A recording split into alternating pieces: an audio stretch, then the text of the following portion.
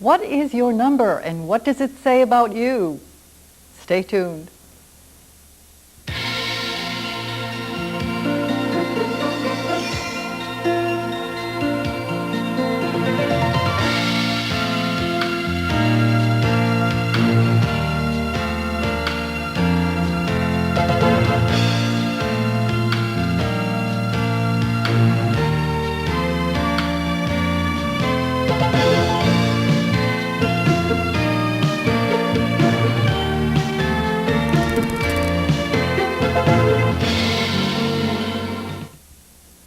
I'm Vera Armin, and welcome to Alive, Body, Mind, and Spirit.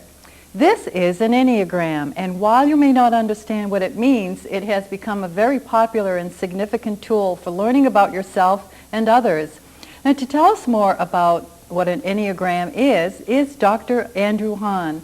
He's a clinical psychologist, an educator, and an Enneagram teacher. He travels throughout the country lecturing and giving workshops, and he is currently in private practice in Newton. Welcome. It is a pleasure to have you here. Thanks, Vera. What is an Enneagram?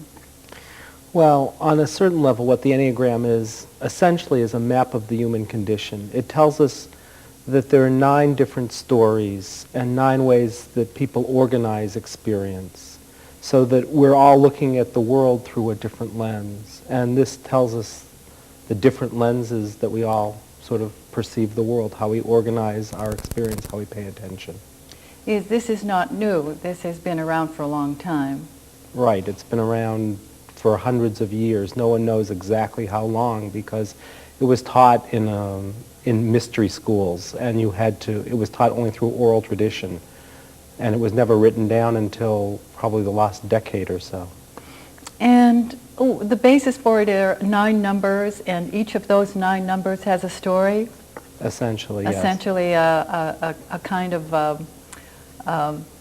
this is how you are, and all of this goes along with it? What it talks about is fundamental motivation. It says that there are 9 different ways of organizing experience, of what fundamentally motivates you.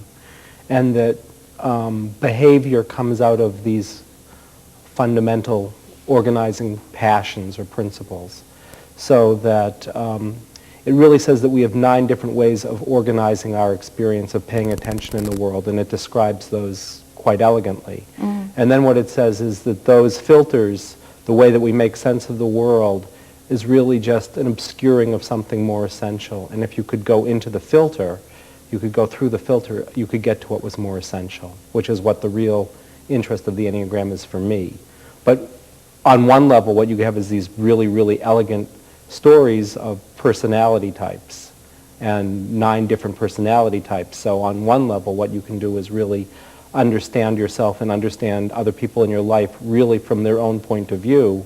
And that's what it can really also be used for, is understanding differences, which is great.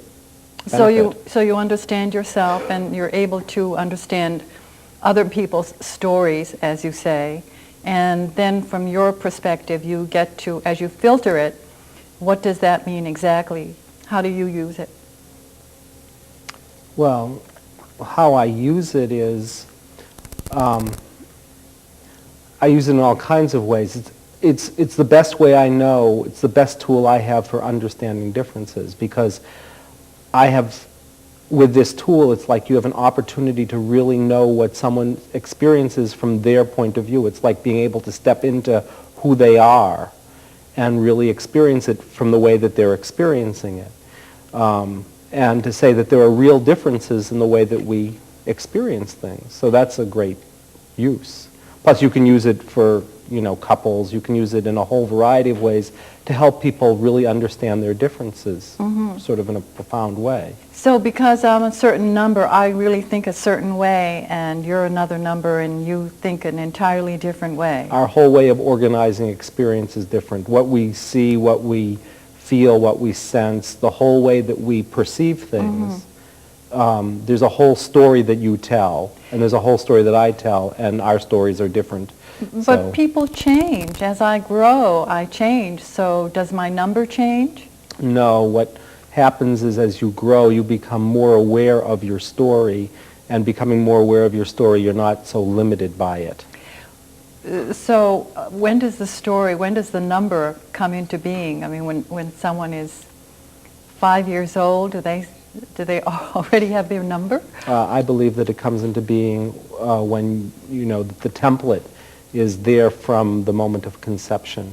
And that what environment does is that it may make it more or less tight. I mean, some people wear their personalities like loose clothing, and other people wear them like straitjackets.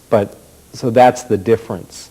But nonetheless, the way that you're wired, the way that you're hardwired, if you ask any mother about their child when it's born, they can tell you that our children were so different right from the beginning. One of them seemed to be very in the world and very active, and another one might have seemed very much like they were always watching things. And nothing we did seemed to change that very much, because it's the fundamental structure. And that really, I think, is something you bring into the world. So if I said that each number stereotyped the individual, I would be correct. One would be a stereotype of whatever their number is. If you used it that way, that would be true. And it depends on how you want to use the system. You could use it to stereotype people, or you could use it as a fundamental way of knowing that we might be seeing things and making sense of things in different ways, without just saying, oh, I know how you do it because you're a whatever. Yes. So it can be used that way too if you wanted to. Yes. That would be limited, I suppose. Well, let's find out what we're talking about. Let's go through the numbers, and let's hear these stories, and then let's go beyond that and talk about how each of the numbers relate to the other numbers. So I guess now we'll start with the 1, and I see that doesn't go up to number 10, does it? No. We're all tens. Why the 9? Is there a significance in just the 9 numbers? Yeah, there's a lot of significance in the 9 numbers. On one level, the 9 numbers are 3 variations of 3 stories. And if there are 3 fundamental ways of making sense of the world, some people make sense of the world through their heads. They think about things, and that's their primary way of processing things. So, and some people do it through their hearts, so they feel about things. And some people do it through their guts. They have senses about things. And this is 3 variations of 3 stories, essentially. So there would be 3 numbers that have the head focus, the 3 that have the heart, and 3 that have the gut. Right. Okay. Well, let's start with 1. All right. What is 1? What is the story for a 9 person? For 1 person. For 1 person? Yeah. Well, the 1 is called the perfectionist. So a perfectionist story is a story of someone who is always has a vision for how things can be. Or should be. Or should be. Could be or should be, depending. I mean, so if the high side is that 1s are people who hold the vision for our world. They say, I have a vision of how things could be. The difficulties can be that sometimes it can become perfectionistic. The passion for a 1 is around anger. Anger is the ruling passion for a 1, and the reason for that is that there can be a criticality for 1s. They can be very hard on themselves and on other people because they're always trying to attain these standards, and they never quite make it. So the work for 1s, I mean, it's even for a personality, it's wonderful. It's a wonderful blessing to hold the vision and to say, imagine we could create this dream together, and we have standards, and we're going to live up to those standards. And the difficulty is that sometimes it can get sort of perfectionistic. Too hard to attain. Too hard to attain, right? But I mean, just to show you, I mean, the sort of range of that, you can have Miss Manners, who's clearly a 1, someone who says there's rules for how things should be, and propriety, and we should all live by those rules. And or you could have Gandhi, who is probably a 1, who has a vision for how his country could be, and sort of like the whole range within there.